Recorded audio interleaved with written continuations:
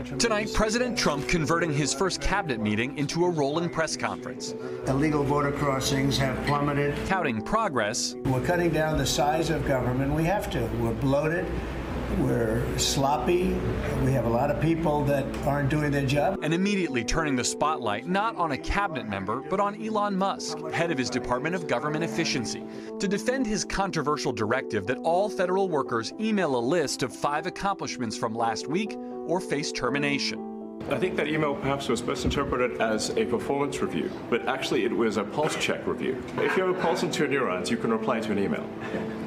This is, I think not a high bar. Musk was surrounded by several cabinet members who had pushed back on his order and instructed employees not to respond. Musk insisting that was fine. We're going to send another email. But our goal is not to be capricious or unfair. The email could simply be, what I'm working on is too sensitive or classified to describe. Like literally just, that would be sufficient. The president publicly backing Musk. Hey, Elon, let the cabinet speak just for a second. Anybody unhappy with Elon?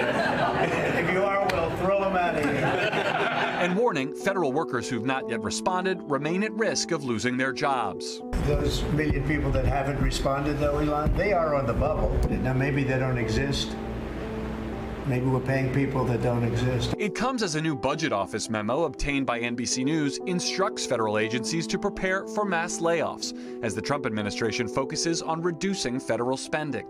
If we don't do this, America will go bankrupt. While Musk acknowledging DOJ made mistakes, including cutting funding for Ebola prevention. When we make a mistake, we'll fix it very quickly. We restored the Ebola prevention immediately, and there was no interruption. The president also making headlines on Ukraine, revealing President Zelensky will visit the White House Friday for the signing of an agreement to jointly develop the country's valuable rare earth minerals to recoup billions in U.S. aid sent to Ukraine.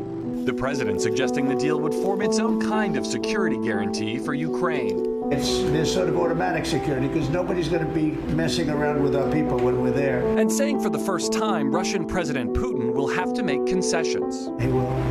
He's going to have to. Vice President Vance heading off a question about what exactly those concessions would be. We're not going to do the negotiation in public with the American media. He's doing the job of a diplomat. The president also speaking about the Middle East after posting this AI-generated video featuring his name and face in a future redeveloped Gaza, a reference to his controversial plan to take over and rebuild it, opposed by key Arab allies. The president today slamming Hamas for how it's handled the latest release of dead hostages as the ceasefire deal moves into a potential second phase. This is a vicious group of people, and Israel's going to have to decide what they're doing. And Garrett, late today, President Trump signed another executive order regarding DOJ. What did it say? Lester, this new order is aimed at cutting more spending and mandates, with some exceptions, that employees' government credit cards are now frozen for 30 days and that non-essential travel has to be justified and publicly posted when possible. Lester? All right, Garrett Haig, thank you.